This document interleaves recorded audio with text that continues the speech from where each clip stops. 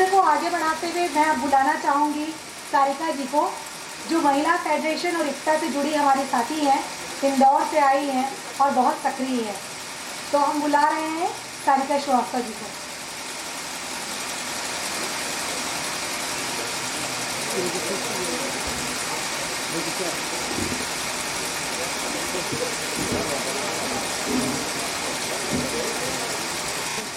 रज़िया सज्जाद ज़हीर पर बोलने के लिए शेखर जी का फ़ोन आया मेरे पास में कि दीदी आपको आना है और रज़िया सज्जाद ज़हीर पर बोलना है।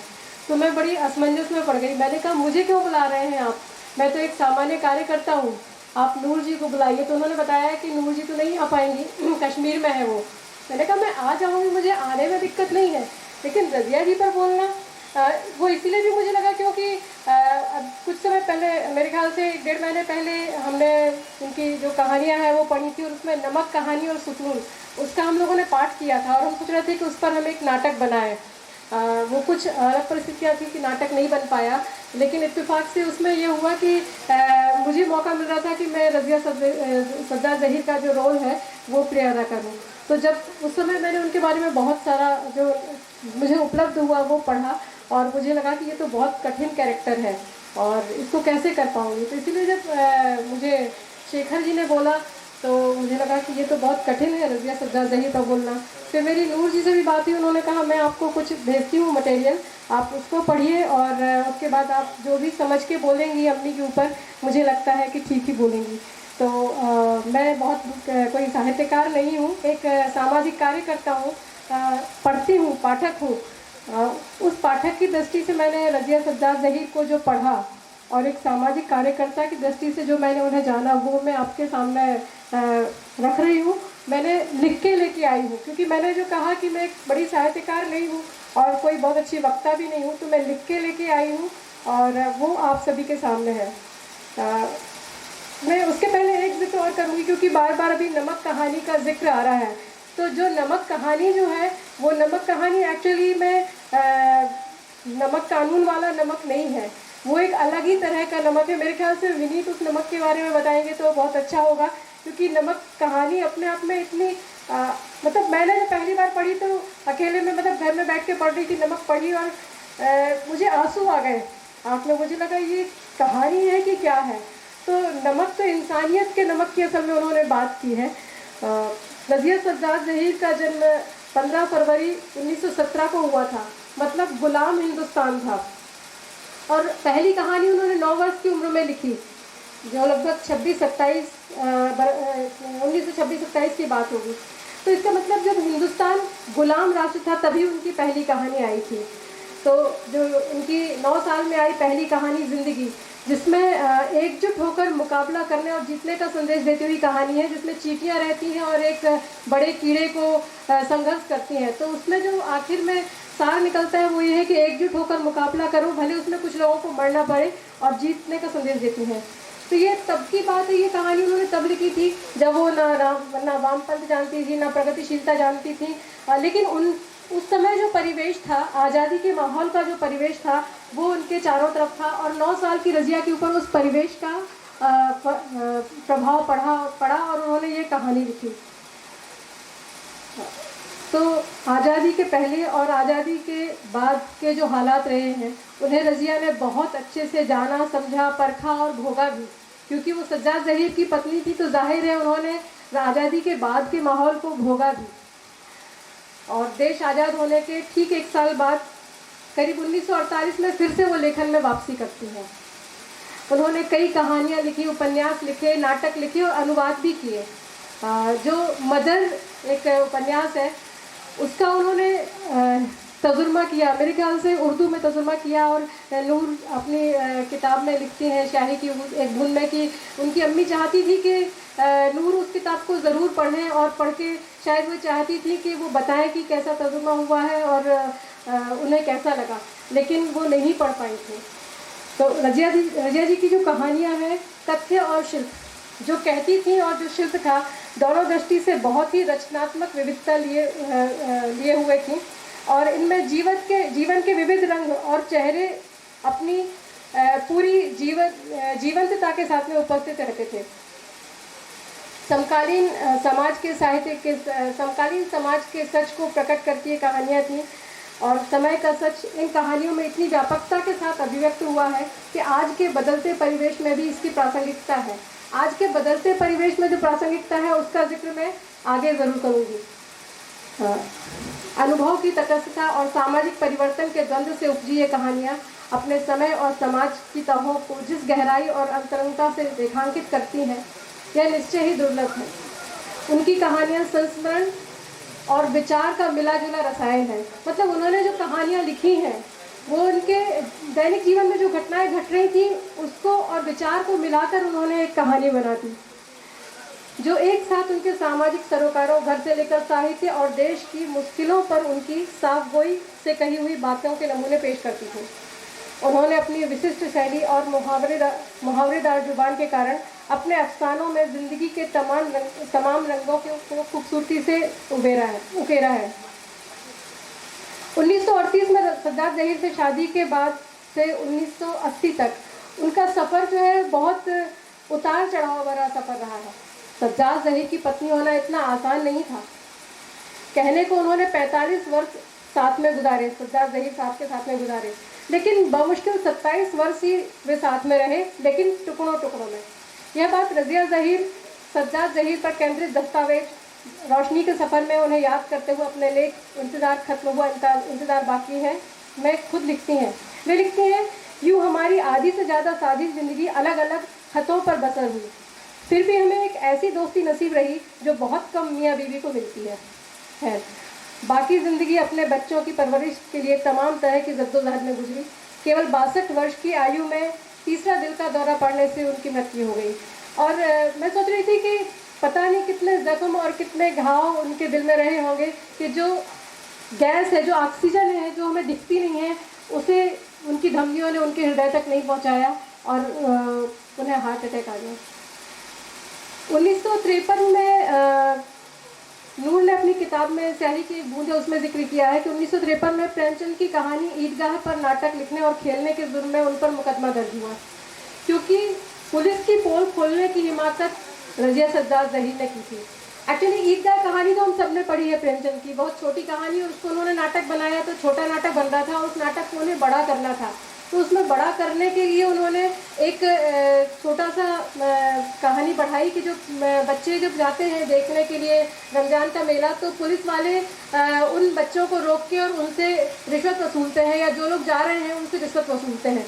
तो इस तरह का उन्होंने उसमें थोड़ा सा पुलिस के जो भ्रष्टाचार है उसको फोकस करके थोड़ा सा बढ़ा दिया था नाटक को। तो नूर अपनी किताब में लिखती हैं कि इस नाटक को पुलिस की इजाज़त के बगैर खेला गया। अमृतलाल नागर और रज़िया ज़हीर पर मुकदमा चला। पेशी की तारीख में दोनों हाजिर हुए, दोनों पक्षों के वकीलों की बातें सुनी गई और मुकदमा खारिज कर दिया गया। साथ ही नाटक खेलने के पहले पुलिस की अनुमति लेने के नियम को भी रद्द कर दिया गया। इस फैसले में लिखा था, कलाकारों, लेखकों को अभिव्यक्ति की आज़ादी होनी चाहिए। ये बात हमें वैसे भी ध्यान देने की है, क्योंकि आज जहाँ अभिव्यक्ति की आज़ादी पर हमले हो रहे हैं, वहाँ 1953 में एक फैसला आया था अदालत में, कलाकारों, लेखकों को अभिव्यक्ति की आज़ादी होनी चाहिए। अदालत द्वारा दिया गया यह फैसला उत्तर प्रदेश में आज भी बरकरार है। वर्तमान में उत्तर प्रदेश ही इकलौता प्रदेश है जहाँ नाटक की स्क्रिप्ट पर पुलिस स्वीकृति के मोहर की ज़रूरत नहीं होती। वर्तमान में जब हम अभिव्यक्ति की आज़ादी की बात करते हैं तो ज़रूरी हो जाता है कि हम इस घटना का ज़रूर जिक्र करें। ये जो मैंने लिया हुआ है कि आज भी उत्तर प्रदेश में नाटक की जो स्क्रिप्ट है उस पर पुलिस की मोहर की स्वीकृति नहीं चाहिए, ये मैंने नूर की जो किताब है उसमें उन्होंने लिखा हुआ है, वहाँ से मैंने ये लिया है कि जो लिख रही हैं वो मैंने जो का त्यों आपको सुनाया है। थोड़ा कहानी के बारे में भी बात करते हैं कि हिंदी और उर्दू दोनों में कहानी 1912 में गद्य की नई विधा के रूप में आई थी, और उर्दू साहित्य में कहानी का पदार्पण 18वीं शताब्दी के अंत और 19वीं शताब्दी के प्रारंभ में हुआ था, जिसे दास्तान गोई से जोड़कर देखा जाता है। आपको लग रहा होगा मैं दास्तान गोई की बात क्यों कर रही हूँ, अचानक कहानी की बात क्यों कर रही हूँ, तो इसके तार कहीं ना कहीं रज़िया ज़हीर से जुड़ते हैं। तो जिसे दास्तान गोई से जोड़कर देखा जाता था। उर्दू साहित्य की मौखिक परंपरा दास्तान गोई का साहित्य में अहम स्थान है। 11वीं सदी से लेकर 19वीं सदी के अंत तक उर्दू साहित्य पर इस दास्तान गोई का खासा प्रभाव था। 19वीं सदी के आखिर में दास्तान गोई का चलन धीरे धीरे खत्म हो गया। दास्तान गोई की परंपरा भारत के अलावा अल्जीरिया, बोस्निया, इंडोनेशिया जैसे देशों की संस्कृति का हिस्सा रही। भारत में अब इसे फिर से जिंदा करने की कोशिश की जा रही है। दास्तान गोई में कही जाने वाली कहानियों का मूल स्रोत फारसी साहित्य था, जिसमें ये कहानियां लिखी जाती थी। भारत में 1981 में पहली बार लखनऊ के नवल किशोर प्रकाशन ने इन दास्तानों को प्रकाशित करवाया था। उससे पहले ये सिर्फ मौखिक रूप से ही प्रचलन में थी। रज़िया सज्जाद ज़हीर बेहतरीन दास्तान गोई थी। उर्दू साहित्य की इस विधा ने उन्हें प्रभावित किया और रेडियो के साथ ही साथ अनेक जगहों पर नाटकों एवं कहानी वाचन के लिए उन्हें अपने इस हुनर पर सराहना भी मिली। अपनी बच्चियों को संभालती, परिवार की गाड़ी अकेले ही खींचती रज़िया ने अपने इस हुनर और शौक से घर के आर्थिक हालात को संभाला।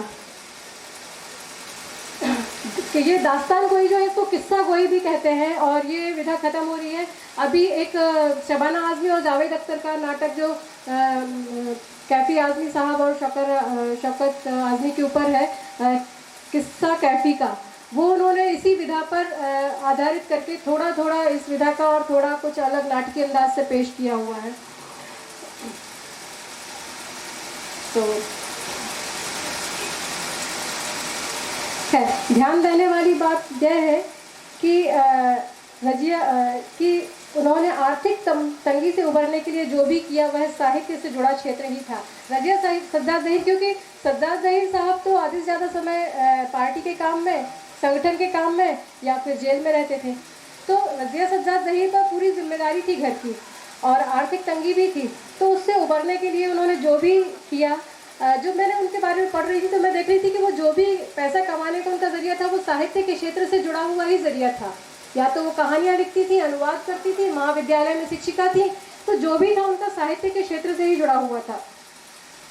चाहे कहानी, नाटक, उपन्यास लेखन, अनुवाद, दास्तान गोई या महाविद्यालय की नौकरी क्यों न हो, उनके सारे काम साहित्य के इर्द गिर्द ही रहे। वे अपनी रुचियों को अपने रोजगार का जरिया बनाती गईं, जिससे वे अपनी रुचियों को भी कायम रख सकें और अपनी ज़िंदगी का सामना भी करती गईं। मैंने पढ़ा कि उन्हें कहानियों से पैसे मिलते थे और यह पैसा उनके घर चलाने की मौलिक ज़रूरतों को पूरा करने के काम आता था। लेकिन दरअसल मामला इसका उल्टा था। वे लेखन और साहित्य के साथ प्रतिबद्धता होने के कारण लिखती थीं और यह प्रतिबद्धता कायम रहे, इसीलिए इसे ही रोजगार का जरिया बना दिया। वरना नमक, सुतून, रोशनी, जर्द गुलाब, दूसरा नाम, नीच जैसी कहानियों को मजबूरी में कोई नहीं लिख सकता। सज्जाद ज़हीर ने संगठन संभाला तो रज़िया ने उनका परिवार और मुक्त कर दिया कि जाओ और मेहनत कशों और मजलूमों के हकों की खातिर निश्चिंत होकर लड़ो। तुम उधर का मोर्चा संभालो और मैं इधर का संभालती हूँ। रज़िया की ज़िंदगी हम सभी के लिए मिसाल है। हम सभी के लिए, मैं खासकर, हालांकि महिलाएं कम हैं लेकिन फिर भी मेरा ये महिलाओं के साथ में है कि रज़िया की ज़िंदगी हम सभी के लिए मिसाल है। हम महिलाओं को जरा सी असुविधा होती नहीं है कि हम पीछे हट जाते हैं। जरा सा कुछ काम आ जाता है और अरे अब जाना है, अभी बच्चे आ जाएंगे, 5 बजे 4 बजे चले जाना है, तो इस तरह से बहुत सारे हम एक्सक्यूज़ देने लगते हैं। तो जरा असुविधा हुई नहीं कि हम महिलाएं पीछे हट जाती हैं। रज़िया सज्जाद ज़हीर की ज़िंदगी के संघर्ष से हमें सीखने की ज़रूरत है कि किस तरह संघर्ष करने के बाद भी वैचारिक प्रतिबद्धता को नहीं छोड़ा उन्होंने। रज़िया और सज्जाद का प्रेम विवाह नहीं था, बाकायदे तय करके निकाह हुआ था। रज़िया चाहती तो सज्जाद ज़हीर को मना कर सकती थी कि मैं इस तरह से ज़िंदगी गुजर नहीं कर सकती हूँ, लेकिन इसके उलट उन्होंने उस विचार को ताज़िंदगी अपनाए रखा जो उन्हें सज्जाद ज़हीर से मिला और जिसे उन्होंने सही समझा। उस दौर में जब रशीद जहाँ, रज़िया ज़हीर, सुल्ताना जाफरी, शौकत आज़मी, कल्पना दत्त जोशी, अरुणा आसफ अली सभी अपने शौहरों के साथ समानता की लाल राह पर जीवन के तमाम संघर्ष का सामना करते हुए उनके कंधे से कंधा मिलाकर सोच समझकर चल दी थी, तो लगता है कि महिलाओं के लिए तब का दौर आज की तुलना में अधिक प्रोग्रेसिव था। वह दौर ही शायद निडर, निर्भीक, बेखौफ, निस्वार्थी और उद्देश्यों पर अडिग रहने वालों का दौर था। रज़िया जी की कहानियाँ केवल महिला प्रधान कहानियाँ नहीं थी। मुझे लग रहा था कि क्योंकि मैं महिला फेडरेशन से भी जुड़ी हुई हूँ, तो मैंने जब उनकी कहानियाँ पढ़ना शुरू की तो मुझे लगा शायद महिला प्रधान कहानियाँ होंगी जैसे इसमें चुगताई लिखती है या और भी अन्य महिलाएं लिखती हैं, तो मुझे ये लग रहा था। लेकिन जब मैंने रज़िया जी की कहानियों को पढ़ा तो देखा नहीं, उन्होंने केवल महिलाओं के बारे में नहीं लिखा है, वो पूरे समाज पर, पूरी परिस्थितियों पर लिख रही हैं। तो उनकी कहानी, उन्होंने स्त्री के जीवन में आने वाली समस्याओं और स्त्री के नज़रियों से समाज को पेश किया। उन्होंने अपनी कहानियों में स्त्री चरित्रों को बेहद संजीदगी से उभारा और इसी कारण उनके पात्र जिंदगी के बेहद करीब नजर आते हैं। स्त्रियों के सवालों के साथ ही उन्होंने सामाजिक ताने बाने, चुनौतियों, व्यवस्थाओं और अन्य पात्रों को भी बखूबी पेश किया। उनकी भाषा प्रवाह अद्भुत है। उनकी रचनाओं में सबसे आकर्षित करने वाली बात उनकी निर्भीक शैली है। उन्होंने अपनी रचनाओं में समाज के बारे में निर्भीकता से लिखा, शहरी जीवन में महिलाओं के मुद्दों पर सरल, प्रभावी और मुहावरेदार भाषा में लेखन कार्य किया। उनकी कहानियों में निजी जीवन में उसके आसपास घट रही घटनाएं थी, जिन्हें उन्होंने शब्दों का जामा बड़ी रोचकता से पहनाया। इतनी रोचकता है उनकी लेखनी में कि पढ़ते हुए ऐसा लगता है कि जैसे सारा कुछ हमारे आसपास ही घट रहा है और हम उसको देख रहे हैं, महसूस कर रहे हैं। तो उनके व्यक्तित्व की निर्भीकता उनके लेखन में दिखती थी और किसी भी स्त्री में निर्भीकता इतनी आसानी से नहीं आती। उसके निर्भीक बनने में उसके खुद के अंदर की इच्छा शक्ति भी होती है। रज़िया जी ने अपनी इस इच्छा शक्ति के जरिए ही यह निर्भीकता हासिल की। उनकी कुछ कहानियों के कुछ पात्रों के बारे में या कुछ कहानियों के बारे में मैं आपको बता रही हूँ। नीच कहानी जो है, उसमें जो कैरेक्टर है सुल्ताना, वो सुल्ताना असल में रज़िया सज्जाद ज़हीर खुद है। और इस बात का मतलब जब मेरी बात नूर जी से हुई और मैंने पूछा तो बोलने लगी हाँ, कई जो कहानियों में उनके अधिकांश कैरेक्टर हैं वो उनके खुद की ज़िंदगी के ही अनुभव हैं। तो नीच में जो सुल्ताना है वो रज़िया खुद है और वो जो सुल्ताना है, जो शामली और राम अवतार नाम के जो पात्र हैं, उनकी मदद करने के लिए सुबह जल्दी निकल पड़ती है। वह है रज़िया सज्जाद ज़हीर की दूसरों को मदद करने की बेखौफ जज्बा। वरना आज के समय में मदद करने, आज के समय में हम ऐसा कहकर डाल जाते हैं कि यह उनका आपसी मामला है, भला हम क्यों बीच में पड़े। किसी के लिए भी मदद की बात आती है तो हम कन्नी काट जाते हैं। और नमक कहानी में भी जो मुख्य पात्र है साफिया, जो कि खुद रज़िया जी हैं, और उनको एक कीर्तन में एक सिख बीवी मिल जाती है और वो बोलती है कि मुझे नमक लेके आना यदि तुम लाहौर जा रही हो। और वो बहुत सारा जोखिम उठा के और वहाँ से उसके लिए नमक लेके आती हैं। तो ये दूसरों की मदद करने का बेखौफ जज्बा जो रज़िया जी में था वो उनकी कहानियों में भी दिखाई देता है। और उसका कारण है कि ज़िंदगी के सफ़ों में कई दफ़े उन्होंने भी कई परेशानियाँ झेली और उनसे निकल कर भी आई, लेकिन ज़िंदगी के इस संघर्षों ने उन्हें दूसरों की तकलीफ़ों को अपना बनाना और इसलिए उन तकलीफ़ों से निकलने के रास्ते तलाशने की ज़हमत तक पहुँचा दी है। एक कहानी है बीजों की पपड़ी। ये बहुत छोटी कहानी है लेकिन बहुत उम्दा कहानी है। इसमें दो बातें उन्होंने की बताई है। एक तो है कि अमन की अपील करता है उस कहानी में, और दूसरी वो एक तवायफ की कहानी है। इस कहानी की अलग अलग जगह की कुछ पंक्तियां मैंने उठाई हैं, वो आपको पढ़ के सुनाती हूँ, प्लीज़ कृपया ध्यान दीजिएगा। एक पहली पंक्ति है, तवायफ के लिए दुनिया में बाजार ही बाजार है, घर नहीं। दूसरी जगह वो कहती हैं, तवायफ अगर तवायफ पैदा होती है तो उसकी माँ भी तवायफ होती है, और अगर वह तवायफ बनती है तो उसकी माँ बनने को तैयार नहीं होती, लेकिन तवायफ हर कीमत पर माँ भी होती है। एक अगली जगह वो कहती हैं, मुझे आपकी हमदर्दी से क्या लेना, अब तो ना मैं किसी की हमदर्द हूँ और ना किसी को अपना हमदर्द बनाना चाहती हूँ। अब तो मैं वही करती हूँ जो ज़िंदगी ने मुझे सिखाया है, सौदा करना। एक और कहानी है वारदात। छोटी सी कहानी है, 2.5 या 3 पेज की कहानी है, और इसमें उन्होंने सरकारी महकमे और उनकी कार्यशैली पर इशारा करते हुए लिखा है। ये कहानी की उम्र करीब 52 साल की होगी, और सोचिए कि 52 साल पहले उन्होंने जिस लाल सीताशाही को इस कहानी में बयान किया, आज भी स्थिति वैसी की वैसी ही है। यह कहानी स्टेशन से गंतव्य तक पहुंचने की कहानी है, जिसमें उनकी और रिक्शे वाले की छोटी सी बातचीत है, और साथ ही लखनऊ की संस्कृति और आज़ादी के पहले तथा बाद के लखनऊ में आए बदलाव का कोतवाली के माध्यम से उम्दा चित्रण किया है। यह उस समय की पूरी राजनीतिक माहौल का विस्तृत ब्यौरा देती कहानी है। जवाहरलाल नेहरू के प्रति लोगों की अंधश्रद्धा, कांग्रेस का धीरे धीरे होता पतन, लोगों में नेहरू और कांग्रेस के साथ गद्दारी में उपजी आत्मग्लानि की भावना और राजनीतिक विकल्पहीनता की समस्या। राजनीति विकल्पहीनता की समस्या हमारे सामने भी है। वर्तमान में भी अभी जो लोकसभा और विधानसभा चुनाव हमारे सामने आए और कोई विकल्प नहीं था, तब भी लोग कयास लगाकर वोट दे रहे थे और सोच रहे थे कि शायद। आज भी लोगों ने कयास पर ही वोट दिए हैं और सोच रहे हैं कि शायद। तो ये बात 1967 की है। तब लखनऊ के चौथे चुनाव में आनंद नारायण मुल्ला निर्दलीय उम्मीदवार के तौर पर चुनाव लड़े और इसके पहले लगातार 3 बार कांग्रेस जीती थी और पहली बार लखनऊ ने एक निर्दलीय उम्मीदवार को अपनाया। इसी कहानी में जब मैं पढ़ रही थी तो मैंने देखा एक दो छोटे छोटे पैराग्राफ हैं और उसमें राशन की जो दुकानें हैं उसमें मिलने वाले अनाज का वो जिक्र कर रही हैं और पूरी कहानी पढ़ी और वो जिक्र भी मैंने पढ़ लिया। बाद में मैंने सोचा कि इन्होंने इसका जिक्र क्यों किया। खैर वो उससे अलग नहीं लगा, लेकिन जब उसको मैंने पढ़ा तो मुझे लगा कि आज भी स्थिति ज्यों की त्यों है।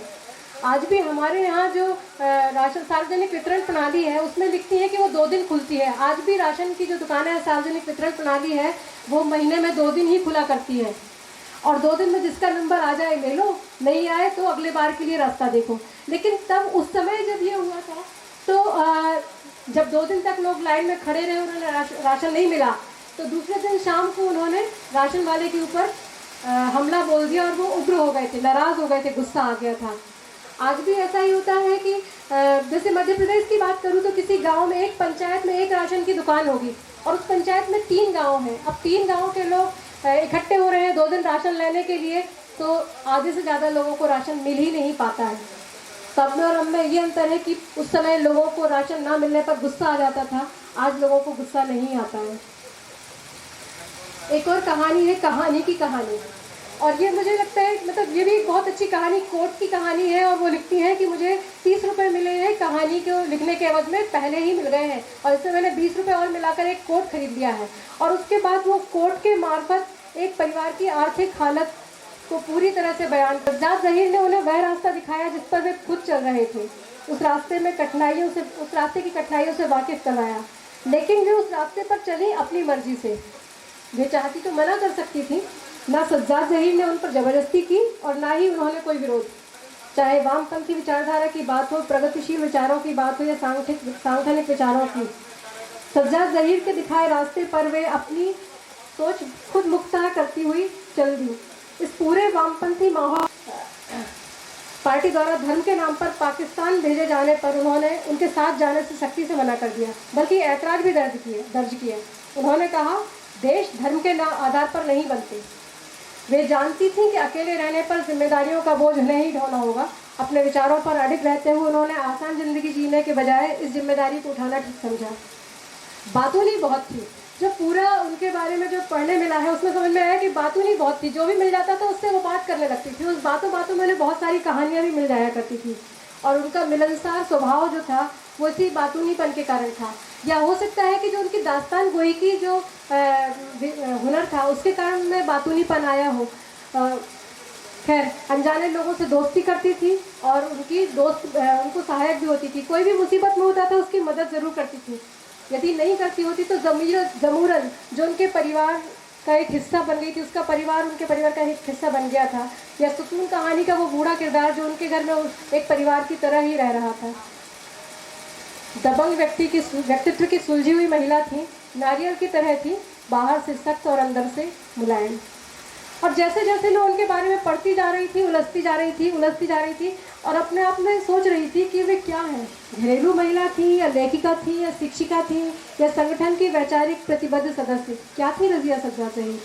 वे खाना बहुत अच्छा पकाती थी, कपड़े सिलने का शौक़ था, करामत हुसैन गर्ल्स कॉलेज में छात्रों की पसंदीदा शिक्षिका भी थी और प्रवेश हो या इफ्ता, सांगठनिक बैठकों कामों में चुपचाप भूमिका निभाने वाली एक अच्छी एवं प्रतिबद्ध कार्यकर्ता भी थी। पढ़ तो बहुत सारा लिया था लेकिन लिख नहीं पा रही थी और कहाँ से उन पर लिखना शुरू करूँ, कुछ छोर ही नहीं मिल रहा था। और इधर शेखर और ज्योति दोनों लगातार फ़ोन कर रहे थे और इतनी लंबी यात्रा के बारे में हमारी बात हो रही थी कि कैसे क्या होगा। और मैं बार बार फोर्स कर रही थी कि मैं नहीं आती हूँ, मैं सोच रही थी जाना कैंसिल हो जाए तो अच्छा होगा, मुझे लिखना नहीं पड़ेगा। लेकिन ना तो आप लोग माने और ना ही मुझे लगता है कि रज़िया सज्जाद ज़हीर ही माने।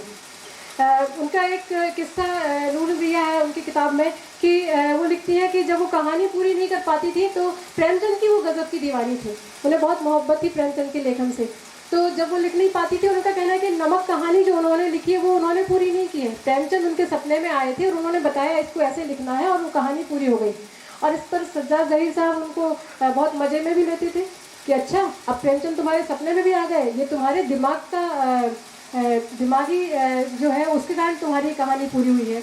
लेकिन मुझे लगता है कि उनके सपनों की मानिंद रज़िया भी मेरे सपनों में चली आई सेन लगाती हुई, और उन्होंने भी मुझे रास्ता दिखाया कि इस तरह लिखो, और मैंने उनके बारे में लिखने की एक कोशिश आपके सामने की है। रज़िया सज्जाद ज़हीर को सलाम। शुक्रिया। शुक्रिया सारिका। सारिका के इस वक्तव्य से और जो तैयारी करके आई थी, बहुत छोटी छोटी सी बात पता चली, जान के अच्छा लगा कि 9 वर्ष में ही उन्होंने कहानी लिखना शुरू कर दिया था। तो अभी तक जो सुनते आए थे कि सज्जाद ज़हीर के बाद साथ रहने के बाद उनमें रचनात्मकता आई, ऐसा नहीं है, वो बचपन से ही रचनात्मक रही, और सज्जाद ज़हीर के साथ रहने से वो उस रचनात्मकता को विस्तार मिला।